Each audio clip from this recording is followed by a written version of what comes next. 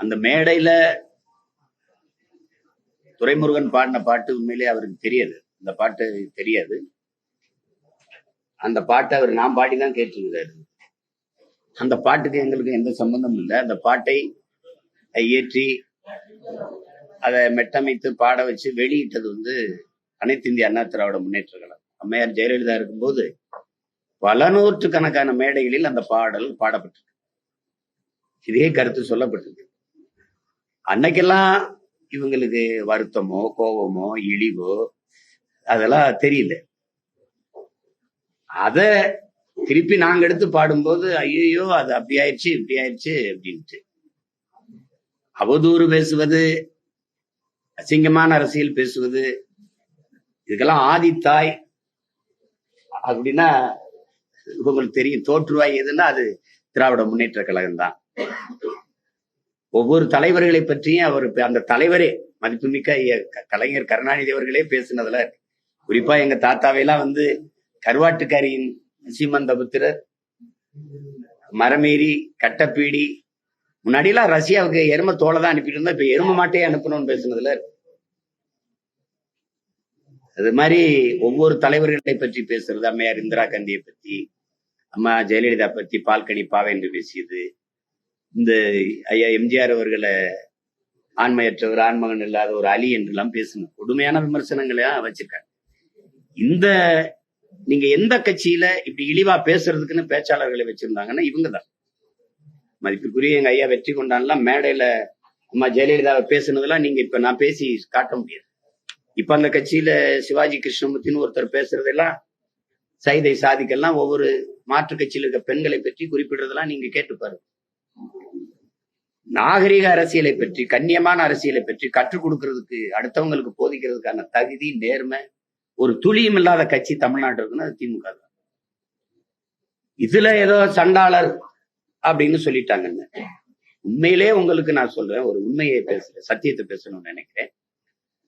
எங்களுக்கு தெரியாது சண்டாளர்னு ஒரு சமூகம் இருக்கு. எங்க கிராமங்கள்ல, சிற்றூர்கள்ல, குறிப்பா நாங்கெல்லாம் பிறந்த ராமநாதர் சிவகங்கையில சாதாரணமான சண்டாளப்பாவி வினட அப்படி பண்ணிட்ட சண்டாளப்பல எல்லாம் பேசுறது இருக்கு. நீங்க படங்கள்லயே நீங்க பாத்தீங்க, அடி சண்டாலி உன் பாசத்தாலன்னு என் தம்பி அமீர் எடுத்த படத்திலேயே பருத்தியூரிலே இருக்கு. அப்புறம் தம்பி சீவபிராஸ் படத்துல சண்டாலி ஒண்ணுன்னு ஒரு பாட்டு இருக்கு. அப்போலாம் அவங்க பேசல. பாஞ்சாலங்குறிச்சி நான் எடுக்கும்போது என்னுடைய பங்காளி வடிவேல் அவர்களை வச்சு ஒரு நகைச்சுவையில அட சண்டாலா சண்டாலான்னு ஒரு வார்த்தையை பேசுவார். அப்ப எனக்கு தெரியாது, உண்மையிலே தெரியாது. படம் வெளியாகி ஓடும் போது எனக்கு கடிதம் வருது, இந்த மாதிரி எப்படி இது பண்ணி இப்படி சொல்லிட்டீங்க, உங்ககிட்ட அதை எதிர்பார்க்கல. அப்பதான் தெரியும், ஓ இந்த பேர்ல ஒரு சமூகம் இருக்கு போல இருக்கு அப்படின்னா. அப்ப நான் வருத்த கடிதம் இனிமே இந்த மாதிரி பயன்படுத்துறது இல்லை. அதுக்கப்புறம் நாங்க அதெல்லாம் பயன்படுத்துறது இல்லை. இவங்கதான் அதை சலுக்கர்கள், சண்டாளர்கள்ங்கிற வார்த்தையெல்லாம் அதிகமா பயன்படுத்தினது ஐயா கருணாநிதி அவர்கள் தான். சங்க இலக்கியங்கள்ல, மந்திரங்கள்ல, என் திருமூலர் வரைக்கும் சண்டாளர்ங்கிற வார்த்தையை பயன்படுத்தி, கந்த சிருஷ்டி கவசத்திலே சண்டாளர்ங்கிற வார்த்தை ஐயா கருணாநிதி அவர்கள். நீங்க பாருங்க, பாசப்பறவைகள் படத்தோட அந்த நீதிமன்ற இதுல அந்த சண்டாளர்ங்கிற வார்த்தையை இவர் பயன்படுத்திக்க. இது அண்ணா நாமம் வாழ்க என்று கூறிக்கொண்டே அவருக்கு பட்டை நாமம் சாற்றுகிற சண்டாளத்தனத்தை தமிழகம் இனியும் பொறுத்து கொண்டிருக்கார். அவர் முதலமைச்சராக இருக்கும்போது சேதுசமுத்திர திட்டத்துக்கு எதிராக அதிமுக கருத்து சொன்ன போது பதிவு செஞ்ச வார்த்தை. திருப்பி அதெல்லாம் கொடுத்தது யார்? எந்த சண்டாளர்கள் கெடுத்தார்கள்? அதையெல்லாம் கெடுத்தது யார்? இந்த சேதுசமுத்திர திட்டத்தை அமைக்க விடாம அதையெல்லாம் கெடுத்தது யார்? எந்த சண்டாளர்கள் அதை கெடுத்தது? இது யார்? ஐயா எழுதுங்க, ஐயாவே எழுதுங்க. நீங்க பாருங்க, கந்த சஷ்டி கவசம் முதல்ல அதை எழுதினவர் மேலதான் நீங்க நடவடிக்கை எடுக்கணும். எஸ்சி எஸ்டி ஆக்ட் போடணும். இது பாருங்க, கனகபூசை கொள்ளும் காலியோடு அனைவரும் விட்டாங்காரரும் மிகுவள பேய்களும் தண்டியக்காரரும் சண்டாளர்களும் என் பெயர் சொல்லவும் இடிவிழும் தோடிட என்று கந்த சஷ்டி கவசத்துல வருது. இது ஒரு அர்த்தமற்றது. திடீர்னு எங்க சாதி வந்துச்சுன்ட்டு இவ்வளவு காலமா வலிக்கல. மேல் பாதியில கோயிலுக்குள்ள போக விடாம பூட்டை பிடிச்சி சாவி எடுத்துட்டு போகும்போது உங்களுக்கு வலிக்கல.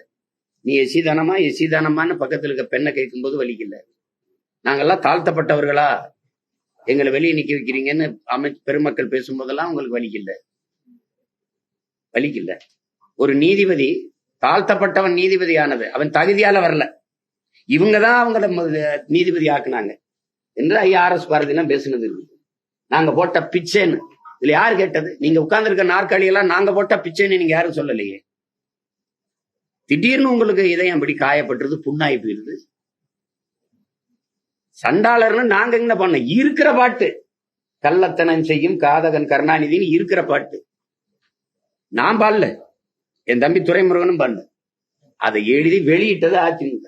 அப்பெல்லாம் எங்க போய் படுத்துக்கிட்டு இருந்தீங்க? காதுல பஞ்சு வச்சு கவுந்து படுத்துக்கிட்டு இருந்தீங்களா? எங்க போச்சு?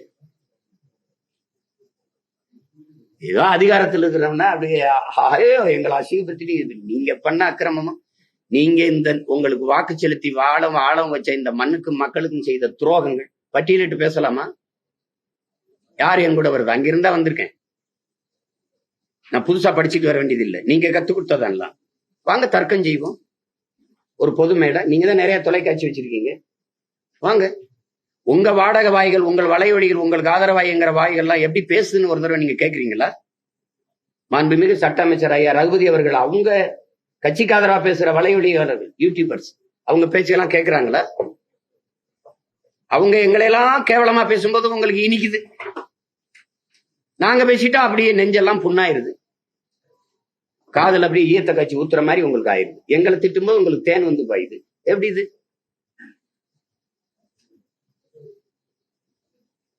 கன்னியாகுமரியில பேசினாருங்க துறை, கன்னியாகுமரியில பேசினாரு. புதுசா ஒண்ணும் பேசல, அதுங்க நான் பேசுனதுதான். நீங்க உங்களுக்கு ஒண்ணு சொல்றேன், முல்லை பெரியாற்று அணைக்கு கீழே பேபி அணைன்னு ஒண்ணு இருக்குது. அந்த அணையில தான் நீரை தேக்கி நம்ம எடுக்கணும். அதுல மரங்கள் அடர்த்தியா கொஞ்சம் இருக்கிறதுனால, கொஞ்சம் பெரிய மரங்கள் இருக்கிறதுனால நீரை அதிக அளவு தேக்க முடியல. அந்த மரத்தை வெட்டி கொஞ்சம் ஆழப்படுத்திட்டா அதிக அளவு நீரை தேக்கலாம்ங்கிறது இருக்கிற யதார்த்த நிலை. இந்த மரத்தை வெட்டிக்கிறவனு கேரள அரசு கிட்ட அனுமதி எத்தனை ஆண்டுகளா தமிழ்நாடு அரசு கேட்கும்னு நினைக்கிறீங்க? நீங்க சொல்லுங்க ஒரு தோராயமா. 45 ஆண்டுகளா கேட்கு, தர மறுக்கிறாங்க. கடைசியா ஐயா பினராயி விஜயன் தந்துட்டாரு. ஆனா அது போகும்போது எதிர்த்து வழக்கு போட்டு உச்ச நீதிமன்றத்துல அதை மறுத்துடுறாங்க. ஒரு மரத்தை வெட்டக்கூடாதுங்கிறத நம்ம ஏற்கிறோம். ஆனா மரத்தை வெட்டிட்டா நட்டு வச்சு வளர்த்துற முடியுங்கிற யதார்த்தம் இருக்கு, இயற்கை உண்மை இருக்கு. ஆனா வெட்டிட்டா வளர்க்கவே முடியாதுங்கிற, மரத்தை வெட்ட அனுமதிக்காத கேரளா, என்னுடைய மேற்கு தொடர்ச்சி மலையில கன்னியாகுமரியில் மலையை வெட்டி அப்படியே 80 லட்சம் டன் அதானியுடைய விளிங்க துறைமுகத்துக்கு எடுத்துட்டு போகுது. 80 லட்சம் டன் அவங்க சொன்னது, அவ்வளவுதான் எடுக்குமா சொல்லுங்க. மதுரை உயர்நீதிமன்றத்துல ஒரு வழக்கு வருது, கேரளாவில் மணல் அள்ளுவதற்கும் மலையை கற்களாக நொறுக்குவதற்கும் மலையை மணலாக மாற்றுவதற்கும் தடை இருப்பதால், இல்ல இந்த வார்த்தையை கொஞ்சம், தடை இருப்பதால் வழக்குதாரர் போடுறார். தடை இருப்பதால் தமிழ்நாட்டிலிருந்து மலையை மணலாக கற்களாக எடுத்துட்டு போக நீங்க அனுமதிக்கணும்னு நீதிமன்றத்துல அனுமதி கேக்குது. தமிழ்நாடு அரசு அதுக்கு எந்த எதிர்ப்பு தெரிவிக்கல. நீதிபதி சொல்றாரு, ஒரு நாளைக்கு 700 லாரிகள்ல நீங்க எடுத்துட்டு போகலாம். அந்த நீதிபதி ஏன் கேரளாவில் தடை இருக்குன்னு கேட்டிருக்கணுமா இல்லையா? இப்ப என்ன கோவரம்னா, அவன் நல்ல ஆத்தாளுக்கு அப்பனுக்கும் பிறந்தவன் இங்க ஆள்றா அப்படின்னு வரும்ல. என் மலை எனக்கு, என் வளம் எனக்கு, என் மண்ணின் வளத்தை நான் பாதுகாக்கணும்னு நினைக்கிறவன் தானே எனக்கு தகப்பனா இருக்க முடியும். மத்த மாநிலங்கள்லாம் பெத்தவனே அப்பனா இருக்கான், எங்களுக்கு மத்தவனே அப்பனா இருக்கிறதுனால தானே இந்த சிக்கல். ஏன் நீ அதை பத்தி கவலைப்பட மாட்டேங்கிற? ஒருத்தங்க வெட்டுனா வளர்த்துற முடியுமாடா, அந்த மரத்தை வெட்டுனா வளர்க்க முடியுமாடா மலையன் ஏன் கேட்கல? உன்னால உருவாக்க முடியாத ஒன்றை உங்களுக்கு அளிக்கிற உரிமை யார் கொடுத்தது? வளங்களை சுரட்டி கொடுப்பதை வளர்ச்சி என்று கட்டமைத்தது யார்? உங்களுக்கு கற்பித்தது யார்? யார்? இந்த மலை உங்களுதா? இந்த பூமி உங்களுதா? பரம்பரை சொத்தா? இல்லை, உங்கள் பிள்ளைகளிடத்துல நீங்க வாடகைக்கு வாங்கி வாழ்றீங்க. போகும்போது அவன்கிட்ட பத்திரமா ஒப்படைச்சிட்டு போகணும். இதானே உலக நீதி, இயற்கை யதார்த்தம். இதை பத்தி கவலையே படாம என்ன கொடும் துரோகங்களை இந்த கட்சி ஆட்சியெல்லாம் செஞ்சுக்கிட்டு நினைக்கிறீங்க? இப்ப இருக்கிற மாண்புமிகு ஐயா தமிழக முதல்வர் ஸ்டாலின் அவர்கள்ட்ட கேளுங்களேன். கர்நாடகால எந்த கட்சி ஆட்சிக்கு வந்தாலும் காவிரியில தண்ணி தராது. அந்த மேகதாத்துல அணை கட்டியே தீர்வேங்கிறது கோட்பாடு. அது பாரதிய ஜனதா, அது காங்கிரஸ், 2 பேருக்கும் கொள்கை மாறுபாடு கிடையாது. பாரதிய ஜனதாவும் தன்னுடைய நிதிநிலை அறிக்கையில், தேர்தல் அறிக்கையில 9,000 கோடி ஒதுக்கியிருக்கு, காங்கிரஸும் ஒதுக்கியிருக்கு மேகதாத்துக்கு. காவிரியில தண்ணி தராது தெரிந்து நீங்கள் காங்கிரஸ் கட்சியின் வெற்றிக்கு நீங்க போய் உழைக்கிறீங்க. கர்நாடகாவில் அங்க இருக்கிற தமிழர்களை ஓட்டு போட சொல்றீங்க. வெறும் ஒரு கட்சியின் தலைவர், திராவிட முன்னேற்ற கழகத்தின் தலைவர், நீங்க போய் காங்கிரஸ் கட்சியோட கூட்டணி, நீங்க அதுக்கு வெற்றிக்கு பாடுபடுங்க, நாங்க கேட்கல. ஒரு தமிழ்நாட்டின் முதலமைச்சர் நீங்க எப்படி போய் உங்க மாநில மக்களின் உரிமையை பறிக்கிற, தடுக்கிற, இழிவா பேசுகிற, ஒரு சொட்டு தண்ணீர் தர முடியாத தமிழர்களுக்கு சொல்ற ஒரு கட்சியை எப்படி வெல்ல வைக்கிறதுக்கு போய் தமிழர்கள் வாக்கை நீங்க சேகரிச்சீங்க? இப்ப அதே சீதாராமையா சிவகுமார முதலமைச்சர், துணை முதலமைச்சர் இங்க வந்து தமிழ்நாட்டுல வந்து இங்க வாழ்கிற கன்னடர்கள் திமுக காங்கிரஸுக்கு ஓட்டு போடுங்கன்னு பேச வச்சிருங்க பாப்போம். எப்படி நீங்க செஞ்சீங்க? இப்ப ஒரு டிஎம்சி கொடுக்க சொல்லுது காவிரி மேலாண்மை ஒழுங்காற்றுக்குழு, ஒரு டிஎம்சி தர முடியாதுன்னு முதலமைச்சர் சொல்றாரு. உங்க பதில்? மேகதாதுவில் அணை கட்டியே தீர்வோம் கர்நாடகா. பதில்? எவ்வளவு பெரிய துரோகம்!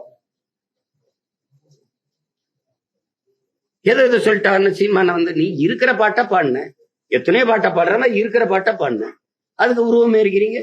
உங்க உருவமே கர்நாடகால இருச்சான், அப்படியே பிண மாதிரி தூக்கிட்டு போனான், செருப்பு கழட்டி அடிச்சான், தீ வச்சு கொளுத்துனான். நீங்க கண்டிக்கல, உங்க கட்சி கண்டிக்கல, உங்க கூட்டணி கட்சி கண்டிக்கல. தமிழ்நாட்டுல நான் ஒரே ஒருத்தன் தான் எடுத்து பேசுறேன். எப்படா என் முதலமைச்சர் அசிங்கப்படுத்துவாங்க? ஏன்னா எனக்கு தன்மானம் இருக்கு, சூடு சொரணை இருக்கு, இனமானம் இருக்கு. ஒண்ணுமே கண்டிக்கல. இதெல்லாம் விட துரோகம் இருக்கா? கேளுங்க, நீங்க கேளுங்க. இத்தனை நேற்று வரைக்கும் 13 பேர் மீனவனை கைது பண்ணியிருக்கான். அதுக்கு முன்னாடி 26 பேரு, எத்தனை ஆயிரம் பேர் சிங்கள சிறைக்குள்ள இருக்கான். எவ்வளவு படகுகள் பறிப்பு, எவ்வளவு வலைக்கிழிப்பு, எவ்வளவு சித்திரவதை. ஒரு பிரச்சனைக்கு தீர்வு காணதில்லை. 30 நாள்ல 133 பேர் கொலை, படுகொலை. அது கடைசிக்கு 34வது பேரா தம்பி ஆரம்பிச்சிட்டாங்க. அவர் அறியப்பட்ட தலைவருங்கனால பாடக்குன்னு அந்த செய்தி வெளியில இருக்கு. அதுக்கு முன்னாடி சட்டம் 133 பேர். சட்டம் இருக்கு, ஒழுங்கா இருக்கா? நீங்களே கேள்வி கேட்கறீங்க, சட்டம் ஒழுங்கு எப்படி இருக்கு? சட்டம் இருக்கு, அது ஒழுங்கா இருக்கா? சாராய சாவு எப்படி இருக்கும் நாடு? கொலைகாரர்கள் சாராய வியாபாரிகள்கிட்ட நீங்க ஆட்சி அதிகாரத்தை கொடுத்தீங்கன்னா எப்படி இருக்கும்? இந்த நசுதீன் சார்னு ஒரு நடிகர் இருக்காரு, அவர் கேட்கிறாரு, ஒரு பைத்தியக்காரன் நகரத்தை தீ வச்சு கொளுத்திறான், எரியுது, மக்கள் பதறி ஓடுறாங்க. பைத்தியக்காரன் நகரத்தை கொளுத்திட்டான், ஊரை கொளுத்திட்டான், அவன் கையில தீப்பெட்டியை கொடுத்தா பைத்தியக்காரன் யாருன்ட்டு நம்ம தான் தொடர்ச்சியா அந்த பைத்தியக்காரங்க கையில அதிகாரத்தை கொடுத்து கொடுத்து கொடுத்து என்ன சேட்டை இது? கன்னியாகுமரியில பேசின துறை, நான் பேசினதான் அவர் சொல்றாரு, அந்த நேரத்துல இந்த மலையை வெட்டி ஏத்துறதை நீங்க தடுக்கலையே, என் மணலை நீங்க மலையை மணலா உங்களால எப்படி பார்க்க முடியுது? என் தாயின் மாற அறுக்கிறீங்களே, பூமி தாயின் மாற அறுத்து கொண்டு போறீங்களே, மலையில இருந்தானே அருவி, அருவியில இருந்தானே ஆறு, ஆறுல இருந்தானே நீர், நீர்ல இருந்தானே சோறு, சோறுல இருந்தானே வயிறு, வயிறுல இருந்தானே உயிர், உயிர், உயிர்ல இருந்தானே வாழ்க்கை. அப்ப நீங்க இப்படி பண்றீங்களேன்னு கேட்டதுக்கு அங்க வழக்கு. ஆனால் அங்க குண்டாஸ் போடுறதை நான் தடுத்துட்டேன் பேசி. அங்க இருந்து இங்க சென்னைக்கு வர வச்சு, இங்க இருந்த வருணுங்கிற அந்த எஸ்பி குண்டாஸ் போட்டு உள்ள வச்சாரு 6 மாசத்துக்கு மேல. திருப்பி இப்ப பேசுனது விக்கிரவாண்டியில இந்த பாட்டை அவர் பாடினது. அவரே சொல்றாரு, இந்த பாட்டுல வழக்கு போடணும்னு எங்க அண்ணன் மேலதான் போனா, அவர் தான் திருச்சி வானூர்தி நிலையத்தில் பாடி காட்டினாரு. நீங்க என் மேலதான் போட்டிருக்கணும். நானே கேட்கிறேன், பிளீஸ் டூ இட், என்னை கைது பண்ணி உள்ள வைங்கன்னு தான் சொல்றேன். நீங்க அவரை வந்து இங்க பாடினதுக்கு இங்க நடவடிக்கை எடுக்காம அவர் ஊர் கொடைக்கு போறாரு, கோயில் திருவிழாவுக்கு. அவர் தென்காசியில குளிக்க போனவரை போய் கைது பண்ணி கூட்டிட்டு வந்து அவர் திருச்சியில இருக்க வரும் எஸ்பி அங்க வர வச்சு நடவடிக்கை எடுக்க வேண்டிய அவசியம் என்ன அவசியம்? சரி, வரும்போது ஒரு காவல்துறை கைது பண்ணா காவல்துறை வண்டியில என்ன எத்தனை முறை ஏத்திருக்கீங்க? காவல்துறை வண்டியில தான் ஏத்திருக்கீங்க. என் சொந்த வண்டியில வர அனுமதிப்பீங்களா? ஊடக எடுத்துக்கிற அனுமதிக்க மாட்டாங்க. வாங்க சீக்கிரம் சீக்கிரம்ட்டு உங்களை மாதிரி ஊடகவியலாளர் சந்திக்க அனுமதிக்க மாட்டாங்க. நீங்க அப்படி இருக்கும்போது என் தம்பியோடைய சொந்த வண்டியில இனோவா வாகனத்துல ஏன் ஏத்தினீங்க? ஏத்தி பின்னாடி வந்து லாரியை வச்சு ஏன் இடிக்க வச்சீங்க? இதேதான் ஒரே ஃபார்முலா, ஒரே முறை, ஒரே மெத்தட். சவுக்கு சங்கருக்கு ஒரு விபத்தை காட்டி உயிர் அச்சுறுத்தல் பண்றது, இவனுக்கு பின்னாடி வந்து லாரி ஏத்தி வச்சு ஒரு அச்சுறுத்தல் பண்றது. எப்படி? ஏன் உங்க வண்டியில ஏத்திட்டு எடுத்தவொடனே செல்போன் அதுக்கு? உனக்கு செல்போன் உங்க காசு இல்லையா? செல்போன் அதுக்கு நான் பல முறை 5 முறைக்கு மேல சிறைக்கு போயிருக்கேன். எடுத்தவொடனே செல்போனு கழுத்துல போட்டுருக்கு, சங்கிலி போட்டுருக்காரா, இடுப்புல அருணா கொடி கட்டிருக்காரா, அதுக்கிட்ட எல்லாத்தையும் அவுத்து யாரு பொறுப்புன்னு குடும்பத்துல ஒருத்தட்ட கொடுத்துட்டு தான் உள்ள கூட்டிட்டு போவாங்க. நீ ஏன் செல்போன் எடுத்துட்டு போற? எதுக்கு எடுத்துட்டு போற? உன் வேலை என்ன? போன தடவை அவன்கிட்ட செல்போனை பறிச்சீங்களா, கொடுத்தீல? என் பிள்ளைகளுக்கெல்லாம் பறிச்சீங்கல்ல, என்ன இறையில திருப்பி கொடுத்தீல? என்னது இது? எதை பத்தி பேச அருகதை தகுதி வச்சிருக்கிறீங்க? ஒரு திறந்த வெளியில ஒரு பொது விவாதவங்களை இத்தனை ஊடகவியாளர் கிடையாது. நான் ஒருத்தன் இல்ல, நான் கூட வேணாம், தம்பி தங்கச்சி தர்க்கம் பண்ணி வெல்லுங்களை பார்ப்போம். 3 ஆண்டுகளை நீங்க செஞ்ச ஒரு சாதனை சொல்லுங்க பார்ப்போம். கொடுமை. ஒரே சாதனை. போன தடவை 500 கொடுத்தோம், இப்ப 2000 கொடுத்துருக்கோம் ஓட்டுக்கு. அதை விட்டா சண்டாளங்கிற வார்த்தையை என்ன நானும் துரைமுருகனும் கண்டுபிடிச்சு பேசுன மாதிரி பேசிட்டு இருக்கீங்க. இன்னும் எத்தனை இருக்கு பாருங்க. இங்க பாருங்க, திருமூலர் திருமந்திரம் இங்க இருக்கு. இது எங்க தாத்தா நாமக்கல் கவிஞர் பாருங்க, சங்கரர் காசியில் அங்கு என்ன சொன்னார், சண்டாளர் பக்தனும் தங்குரு வென்றார் என்று நாமக்கல் கவிஞர் பாருங்க. திருமூலர் கம்பராமாயணம் பாருங்க. ஆதலும் யாகம் செய்யும் தலைவனாக சண்டாளர் அனைத்தலும் தகாத செயல்கள் சண்டாளர். சங்க இலக்கியம் முழுமைக்கு சண்டாளர். பழைய படங்கள் முழுக்க உரையாடல் சண்டாளர். அவ்வளவு கஷ்டமா இருக்குன்னா நான் அந்த சமூகம் சார்ந்த மக்கள்கிட்ட நான் அன்பா வென்றேன். சாணாரெல்லாம் நாடாரான மாதிரி, பல்லரெல்லாம் தேவேந்தரான மாதிரி, கல்லர் மரவரெல்லாம் அகமுடையெல்லாம் தேவரான மாதிரி இப்படி மாறி இருங்களேன். அவ்வளவுதானே, வேற பேர் வச்சிருவோம். சின்ன மேளம்னு இருந்தது இசை வேளாளர்னு ஐயா கருணாநிதி அவர்கள் அவர் வந்தபோது பேர் வச்ச மாதிரி நீங்க சொல்லுங்க, மச்சிருவோம். இல்லைன்னா நாங்க மாற்றி தர்றோம். எதுக்கு இவ்வளவு கஷ்டம்? இதெல்லாம் யார் தீ வச்சு கொடுத்துக்கல? திருமந்திரத்தை இல்ல கந்த சஷ்டி கவசத்தை இல்ல ஐயா கருணாநிதி முதல்ல அவர் மேல நடவடிக்கை எடுத்துட்டு எங்க மேல எடுங்க. ரொம்ப பாயிறீங்க, ரொம்ப துள்றீங்க. வாங்க, ஐயா கருணாநிதி அவர்கள் செய்த தமிழ் இனத்துக்கு செய்த நன்மையையும் சொல்லுங்க, நானும் செய்றேன். அவர் சொன்ன இதையும் சொல்றேன்.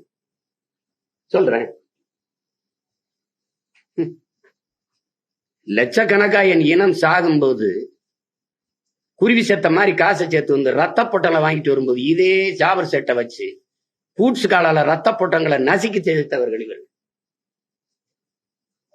தோட்டா இல்லாம சைக்கிள் பிரிவுகளுக்கு போடுற பால்ரசு குண்டை உருக்கி அதுலயும் தரமான பால்ரசு தான் குண்டா செய்ய முடியும் தோட்டால. அந்த தோட்டா வச்சதுக்கு 30 லட்சம் 40 லட்சம் குருவி சேர்த்த மாதிரி பிச்சு எடுத்து காசு கொண்டாந்து வாங்கிட்டு போனான். பால்ரசு குண்டையும் பறிச்சு பணத்தையும் பறிச்சுட்டு 30 லட்சம் பறிச்சா 3 லட்சம் கணக்குல காட்டி உள்ளதுக்கு போட்ட பெருந்தகைய யாரு? நீங்க பேர்ல சும்மா இப்ப தமிழினத்துக்கு தலைவர் ஒரு தடவை சொல்லுங்களேன் பாப்போம். தானே தலைவர், தன்மான தலைவர் டாக்டர் கலைஞர் தமிழர் சொல்லுங்க பாப்போம். தமிழ் பேரினத்துக்கு ஒரே ஒரு தலைவன் தான், அது என் உயிர் தலைவன் பிரபாகரன் மட்டும்தான். தமிழினத்தில் நீங்க உங்க வீட்டுக்கு இந்த கட்சிக்கு வேணா தலைவனா இருக்கலாம். எப்படி தலைவன் நீங்க? எந்த வழியில தலைவன்? இந்தி எதிர்ப்பு, இந்தி இருக்குதா இல்லையா? இங்க நீங்க நடத்துற பள்ளிக்கூடங்களே இந்தி. தமிழ் மீட்சி, வீழ்வது நாமாக இருந்தாலும் வாழ்வது தமிழா இருக்கும். வாழுதா? தமிழ் வீழுது, நீங்க வாழ்றீங்க. எங்க இருக்கு தமிழ்? தமிழகத்தின் தமிழ் தெருவில் தமிழ் இருக்குதா? இருக்குதா? தமிழ் படிச்சா வேலை இருக்கா? வாய்ப்பு இருக்கா? இருக்கா? பேரு தமிழ்நாடு, தமிழனுக்கும் தமிழருக்கும் சுடுகாடு, தமிழுக்கும் தமிழனுக்கும் சுடுகாடு. என்ன வச்சிருக்கீங்க? நீர், தண்ணீர்கா? குடிக்க தண்ணி, படிக்க பள்ளிக்கூடம். பலாயிரக்கணக்கான பள்ளிக்கூடங்களை மூடிக்கிட்டு வரும்போது பலாயிரக்கணக்கான டாஸ்மார்க் திறந்துக்கிட்டு. குஜராத் ஆண்டு ஒன்றுக்கு 55,000 பால் விற்குது.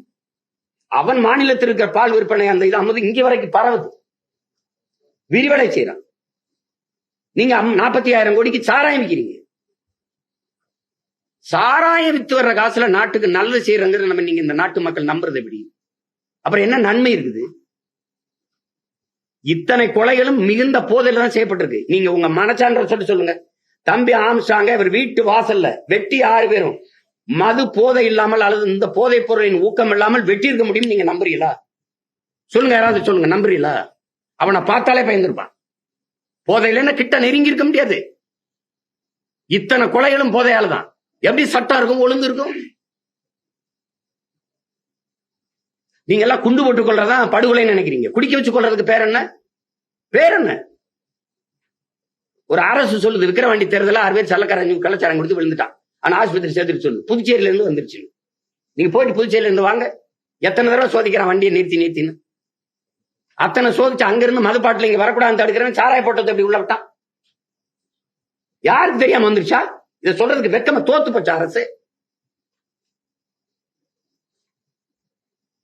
என்னமா ஒண்ணு நாங்க அப்படியாக இப்படியாக அப்படி செய்யும் தான் தெரியும். புதுசா என்ன ஜெயிலுக்கு போறேன்னா? சும்மா இருந்த பையனை உங்க அப்பா ஜெயில போட்டு தமிழ்நாட்டுக்கு என்ன அடையாளம் கட்டி விட்டாரு. இன்னொரு தடவை நீங்க என்ன போடுங்க, எனக்கு ஒண்ணும் இல்ல, ஒரு வேலையும் இல்ல. உள்ள போய் நல்லா படிச்சு குறிப்பெடுத்துட்டு வந்து மறுபடியும் உங்களை தான் வச்சு செய்வேன். வேற என்ன? இப்ப கேக்குறதுக்கு எந்த பதிலும் இல்லை உங்ககிட்ட. ஆவின் பால் விற்பாங்க. எங்கன்னு கேட்டா பதில் சொல்லுங்க. முதலமைச்சர் பால் வளத்துறை அமைச்சரை பேச சொல்லுங்க. மாட்டு பால் விற்கிறீங்களா? மாடங்க மாடங்க மாடங்க.